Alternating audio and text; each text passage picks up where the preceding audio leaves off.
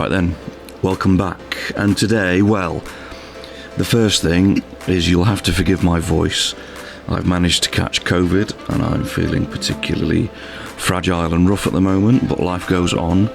So I'm going to be a bit croaky for a few days. But we're doing this, the Husqvarna Supermoto 701. Now, I've been a bit harsh on these in the past, which turns out was a little bit unfair. However, we have had a bit of fun. So, setup-wise, that's where we ended up. The biggest thing is getting heat in the rear tyre.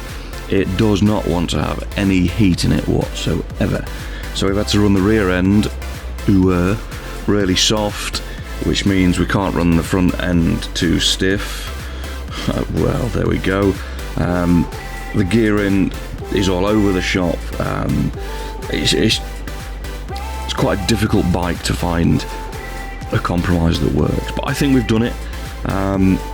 Pros, it's unbelievable on the brakes. I mean, it weighs about as much as a half-empty tea tray. It doesn't weigh very much at all. It's got loads of ground clearance. It's got sticky tyres on it, so we get loads of lean angle, and it will wheelie. You stick it on the back wheel in fourth gear, and it'll wheelie down any straight for as long as you want. Probably the easiest bike in the world to wheelie. Cons: low top speed. It maxes out at about, well, high 140s. The gearing is all over the shop. Like I said, the first three gears are useless. You go off the line and it smashes into limiter at first. You change gear, you're in the limiter second straight away. And it is a bit of an acquired taste. You have to ride it slightly differently to other bikes in the game. It doesn't carry the momentum. It doesn't want to do the things that other bikes in the game do. It's a bit, just a bit different. Electronics wise, anti-wheelie 0, 1 on launch. I did flip it a couple of times when the lights went green, because I thought I was better than the bike, and got a swift lesson in No You're Not Sunshine. Engine braking 3 and traction on 0. Traction is not a problem. Even when you are fully leant over, you can smash the gas open in any gear and it's not going to spit you off unless you're on the dirt, but that I can't be held responsible for that. If you're on the tarmac or on the curbs and you get on the gas, you'll be absolutely fine. So where did we go? Well, first up we did Cadwell Woodlands, and we did a lot of laps, 22 laps. We ended up with a 41.141, and the bike was really good. Through these turns, up over the mountain, it had just sit itself on the back wheel, and then through hall bends, over the curbs, doesn't matter, just smashing it over the curbs, up over the rise, watch for the little dip, and then on the brakes turned in. It's one of the few bikes that will actually turn when you're on the brakes. It doesn't seem to affect it too much. See that? Flat out on the gas, little bit of a wiggle from the back end, and there you go, that was our 41.141. Leaderboards wise, we went 4th, and that's against some serious bikes as well. It's got a rating of 616, which is way down on the other bikes there on that leaderboard, so it has the potential to be quick. I mean, if you can find half a second, you're laughing.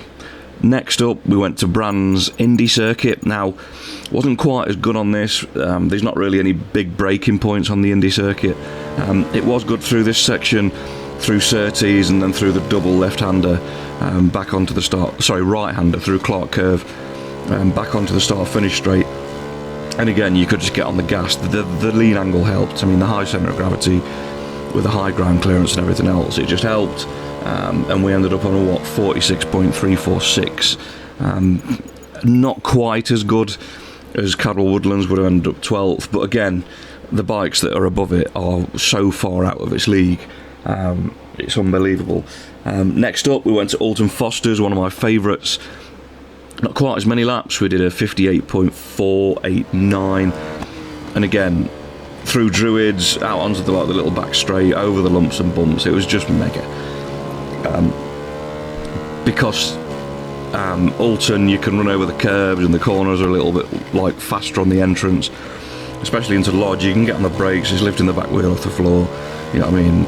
Over deer leap and then across the finish line. It's just good. Even into turn 1, it was absolutely spot on. Now, it's saying we've beat all the recommended ghosts. However, take that with a pinch of salt. We haven't. We've ended up 4th again. But look at the bikes. A GSX-S 750, well, a pair of them, an R6. It shouldn't really be up there, but somehow it's doing it. Next up, we went back to Cadwell on the full motorcycle circuit, and it was out of its depth here, way out of its depth. We ended up at 129.757. We gave it a good go. It's not like I did 2 laps and caved, and you don't really need to see me riding it around. We've already done it.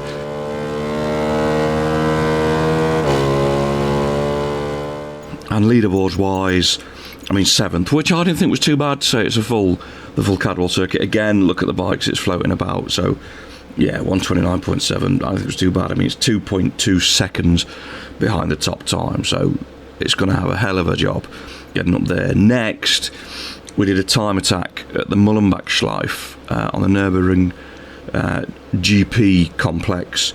Again, we did a fair amount of laps. You can't really tell from that what was good and what was bad. Up through the Michael Schumacher S and into this horrendous, like, right-hander up the hill.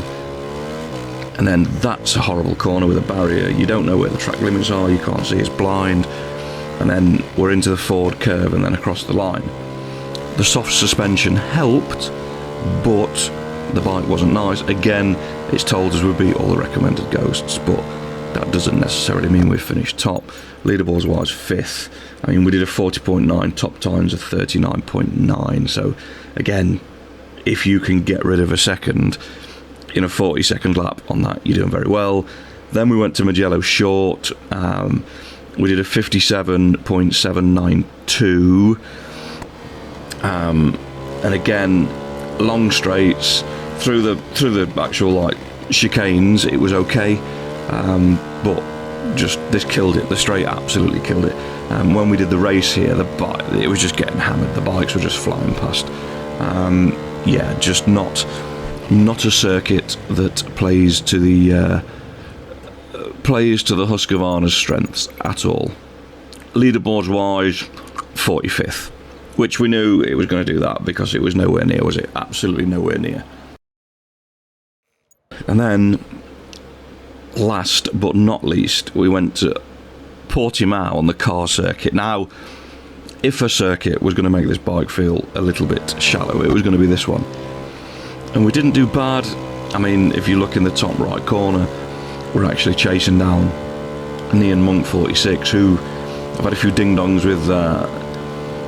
with them in the past, and it's been quite entertaining, but I'm just not getting anywhere near. I mean, a 153.9, if you can drag more time out of that bike on that track, then you are welcome to it. I would call that a 6th. I don't know, I didn't check the leaderboards, but yeah, there you go. Surprisingly quick, surprisingly competitive on the leaderboards, and it's actually a giggle. So there you go. Hope you've enjoyed it. Hopefully my voice is back to normal soon, and fingers crossed. I will see you next time. Take care, stay safe, peace.